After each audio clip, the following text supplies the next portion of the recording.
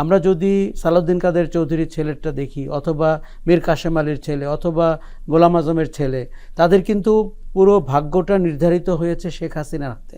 তারা যে জীবিত আছেন এবং তারা যে 5ই আগস্টের পরে মুক্ত পৃথিবীর আলো দেখতে পেয়েছেন, এটির কিন্তু সম্ভাবনা ছিল না। সম্ভাবনাটি ছিল, শেখ হাসিনার নির্দেশ ছিল আজমিকে মেরে ফেলতে হবে।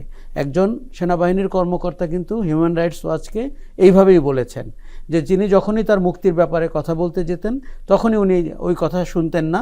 উনি এক পর্যায়ে বলেছিলেন যে একে মেরে ফেলো। প্রধান উপদেষ্টাকে একটা প্রতিবেদন দিয়েছে হিউম্যান রাইটস ওয়াচ, এবং সেই প্রতিবেদনটি নিশ্চয়ই আপনি দেখেছেন। জি। এবং একটি ভয়াবহ প্রতিবেদন। এত ভেতরে গিয়ে তারা খবর সংগ্রহ করে প্রতিবেদন দিয়েছে, যেটি আসলে অনেক জিনিসই হয়তো আমরা জানতাম না, এত ডিটেল জানতাম না। এবং সেই প্রতিবেদনের প্রধান কথাটা ছিল হাসিনা সরাসরি গুম বা হত্যার নির্দেশ দিতেন। আমরা প্রতিবেদনটি পড়েছি এবং প্রতিবেদনটি যেই পার্সপেক্টিভে লেখা হয়েছে এবং হিউম্যান রাইটস ওয়াচের মতো একটি আন্তর্জাতিক সংস্থা যেভাবে কাজটি করেছে, দেখুন প্রতিবেদনটি দিতে কিন্তু প্রায় 6 মাস সময় লাগলো। কেননা তারা অনেক ইনডেপথ কাজ করেছে। নিরাপত্তা বাহিনীর যে সমস্ত কর্মকর্তারা যুক্ত ছিলেন তাদের সাথে কথা বলার চেষ্টা করেছেন, ভিকটিমদের সাথে কথা বলার চেষ্টা করেছেন, এমনকি বাংলাদেশের পুলিশের পরিবর্তিত চেহারা বা আমাদের যে জুলাই অভ্যুত্থানের পরে যে বিচার প্রক্রিয়া হচ্ছে সেটি নিয়েও কিন্তু তারা প্রশ্ন তুলেছেন। এই রিপোর্টে যেটি অত্যন্ত লোমহর্ষক সেটি হচ্ছে যে একটি রাষ্ট্র তার নাগরিকদেরকে মানবাধিকার লঙ্ঘনের ব্যাপারে কি ভূমিকা অবতীর্ণ হয়েছিল। এবং আমরা যখন বলছি যে দেখুন, অতীতে আমরা সরকার বলে পার পেয়ে যেতে পারতাম, গত 15 বছরে আমরা কিন্তু সরকার এবং রাষ্ট্রকে একাকার হয়ে যেতে দেখলাম। এই যে বাহিনীগুলোর কথা হচ্ছে, সামরিক বাহিনী, ডিজিএফআই, র্যাব, পুলিশ, এরা তো সব রাষ্ট্রের কর্মচারী, রাষ্ট্রের অঙ্গ। কিন্তু তারা কি করে রাজনৈতিক নির্দেশে, রাজনৈতিক নেতাদের কথায় আপনার জুলুম সন্ত্রাস চালিয়েছেন, মানুষ হত্যা করেছেন, মানুষকে গুম করেছেন, বিনা বিচারে আটকে রেখেছেন। আপনি যেমনটি বলছিলেন যে শেখ হাসিনা তদারক করতেন, এটির প্রমাণ কিন্তু তারা পাতার পর পাতা দিয়ে গেছেন। এবং কারা গুম হবেন, কারা বিনা বিচারে আটক থাকবেন, কাদেরকে খুন করে ফেলতে হবে, এই প্রত্যক্ষ তত্ত্বাবধানটি বিশেষ করে উপরের স্তরের ব্যক্তিদের ব্যাপারে তিনি দেখভাল করেছেন। আমরা যদি সালাউদ্দিন কাদের চৌধুরীর ছেলেটা দেখি, অথবা মীর কাসেম আলীর ছেলে, অথবা গোলাম আজমের ছেলে, তাদের কিন্তু পুরো ভাগ্যটা নির্ধারিত হয়েছে শেখ হাসিনার হাতে। তারা যে জীবিত আছেন এবং তারা যে 5ই আগস্টের পরে মুক্ত পৃথিবীর আলো দেখতে পেয়েছেন, এটির কিন্তু সম্ভাবনা ছিল না। সম্ভাবনাটি ছিল, শেখ হাসিনার নির্দেশ ছিল আজমিকে মেরে ফেলতে হবে।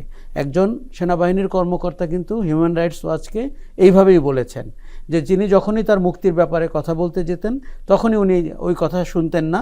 উনি এক পর্যায়ে বলেছিলেন যে একে মেরে ফেলো। তার মানে এই যে শেখ হাসিনা দেশে থেকে তার পাওয়ার কুক্ষিগত করার জন্য যেইভাবে জুলুম সন্ত্রাস চালিয়েছে এবং যেইভাবে আইনের লঙ্ঘন ঘটিয়েছে, যেইভাবে বাহিনীগুলোকে রাজনৈতিক কারণে ব্যবহার করেছে। আপনি আরও একটি জিনিস দেখেছেন কি না, পুলিশের কর্মকর্তারা বলেছেন যে তাদের ঊর্ধ্বতন কর্মকর্তাদের নির্দেশের চেয়েও রাজনৈতিক নির্দেশ তাদের জন্য প্রণিধানযোগ্য ছিল বেশি। এটি কিন্তু আমরা জুলাই জুড়েই দেখেছি, অগাস্টে দেখেছি, এমনকি 15 বছরের পুরো শাসন জুড়ে দেখেছি। দেখুন, পুলিশ একটি রাষ্ট্রীয় প্রতিষ্ঠান, তিনি দেশের আইন কানুন মেনে নাগরিকদের অধিকার রক্ষা করে তার পরিচালিত হওয়ার কথা। এখন সেই পুলিশ যদি হারুনের পুলিশ হয়ে ওঠে, বেনজিরের পুলিশ হয়, কিংবা মনিরুলের পুলিশ হয়, এবং তারা যদি রিপোর্ট করে, এই যে হোম মিনিস্টার যিনি বুচার অফ বাংলাদেশ শফিকুল আলম খুব সুন্দর করে বলেছেন, আমার কাছে এই টাইটেল পছন্দ হয়, এরকম করে আমরা অন্তত 50 জন বা 100 জন মূল অপরাধীদেরকে নাম দিতে চাই, যাতে করে আপনার পৌরাণিক কাহিনীর মতো আমাদের পরবর্তী আরও 10টি জেনারেশন যেন জানতে পারেন এই কালো শাসনটি কেমন ছিল। কাজেই রাজনৈতিক নির্দেশ কোত্থেকে আসতো? রাজনৈতিক নির্দেশ হোম মিনিস্টার থেকে আসতো, রাজনৈতিক নির্দেশ তারেক সিদ্দিকী থেকে আসতো যিনি আমাদের প্রতিরক্ষা উপদেষ্টা ছিলেন, সালমান রহমান থেকে আসতো, আনিসুল হক থেকে আসতো, এবং শেখ হাসিনা থেকে আসতো, ওবায়দুল কাদের তো আছেনই। এই লোকগুলোকে আপনি দেখুন, হিউম্যান রাইটস ওয়াচের আমরা শুধু গা সহা হয়ে গেছি বলে, বা 15 বছর আমাদের চারপাশের মানুষ গুম হয়েছে, খুন হয়েছে, ক্রসফায়ার হয়েছে। আমি গতকালকে ঢাকা শহরে ক্রসফায়ারের উপরে একটি এক্সিবিশন দেখতে গেলাম, শহীদুল আলম তার ছবি, এবং ড্রিক গ্যালারিতে 2010 সালে এই এক্সিবিশনটি করার চেষ্টা হয়েছিল। আমি সেদিনও গিয়েছিলাম, মহাশ্বেতা দেবী তখন এসেছিলেন, নুরুল কবির ভাই ছিলেন। ওই এক্সিবিশনটি তখন করা যায়নি। ছবিগুলো যদি আপনি একবার দেখেন, ওখানে কিন্তু শুধুমাত্র এভিডেন্সিয়াল সিকোয়েন্স আছে, যে এই জায়গাটিতে ক্রসফায়ার হয়েছে, তার ব্যবহৃত লুঙ্গি গামছা আছে, সেই ধানক্ষেতটি আছে। শুধুমাত্র ক্রসফায়ার শব্দটি ব্যবহার হয়েছে বলে ওই প্রদর্শনীটি 2010 সালে করা যায়। আপনি নিশ্চয়ই জানেন যে শহীদুল আলম ওই প্রদর্শনীটির আয়োজন করার পর থেকে কিন্তু উনি রোশানলে পড়ে গেলেন। এবং এই যে আমাদের যে একটা ভয়ঙ্কর ব্যাপার, যে রাষ্ট্রের শত্রু আপনি, এটি কখনো হতে পারে? আমি একটি সরকারের ভিন্নমত পোষণ করব, একটি রাজনৈতিক দলের ভিন্নমত পোষণ করব, কিন্তু কী করে বাংলাদেশ রাষ্ট্রের একজন নাগরিক ডক্টর শহীদুল আলম, উনি বাংলাদেশ রাষ্ট্রের শত্রু হয়ে গেলেন শেখ হাসিনা অপছন্দ করছেন বলে? তার মানে আমি বলছি যে একটি শব্দ ক্রসফায়ার বাংলাদেশে নিষিদ্ধ, তার উপরে প্রদর্শনী করা যায়নি। আমরা এখন সংস্কারের কথা বলছি। সংস্কারটি হতে হবে সম্পূর্ণভাবে আপনার খোল নলচে বদলে ফেলার মতো। আগামীতে যেন কোনো রাজনৈতিক হাতিয়ার হিসাবে বাংলাদেশ সেনাবাহিনী, ডিজিএফআই, র্যাব কিংবা পুলিশ ব্যবহৃত হতে না পারেন। এই জায়গাটিতে যদি আমরা না যাই, তবে তার আগে আমার চাওয়া হচ্ছে এই রিপোর্টের ভিত্তিতে, বা গুম কমিশন আপনাকে যে রিপোর্ট দিয়েছে বা যেই বর্ণনা দিচ্ছে, তাদের উপরে আপনি চিহ্নিত করতে হবে। এখানে কিন্তু এই প্রতিবেদনে গুম কমিশনের ব্যাপারে একটা কথা বলা হয়েছে, যে এই যে কমিটি গঠন করা হয়েছে এবং সেখানে তাদের কাজে বাধাগ্রস্ত করার উদ্বেগজনক ইঙ্গিত এই হিউম্যান রাইটস ওয়াচ পেয়েছে। এবং কমিশনের সদস্যরা জানিয়েছেন তাদেরকে যে তারা 8টা নতুন অবৈধ আটক কেন্দ্র চিহ্নিত করেছেন, তবে নিরাপত্তা বাহিনী এই গোপন স্থাপনাগুলোর প্রমাণাদি নষ্টের চেষ্টা করছে বলে আশঙ্কা প্রকাশ করেছেন তারা। মানে হিউম্যান রাইটস ওয়াচের কাছে এই গুম কমিশন এই আশঙ্কাটা প্রকাশ করেছে। গুম কমিশন অফিসিয়ালি এবং আনঅফিসিয়ালি এই আশঙ্কাটা অনেকবার প্রকাশ করেছেন। আমি নিজে ব্যক্তিগতভাবে তাদেরকে দেখা করতে গিয়েছিলাম। দেখুন, সবগুলো আয়নাঘর অথবা টর্চার সেল, এগুলো কিন্তু নিরাপত্তা বাহিনীর হেফাজতে ছিল।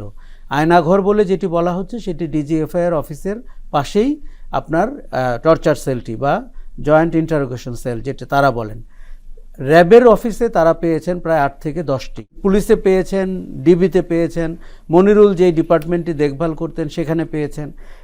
দেখুন, 5ই অগাস্টের পরে আমরা দেখেছি বিভিন্নভাবে সেগুলোকে ঢেকে দিতে, সাইনবোর্ড চেঞ্জ করে ফেলতে, আলামত নষ্ট করতে।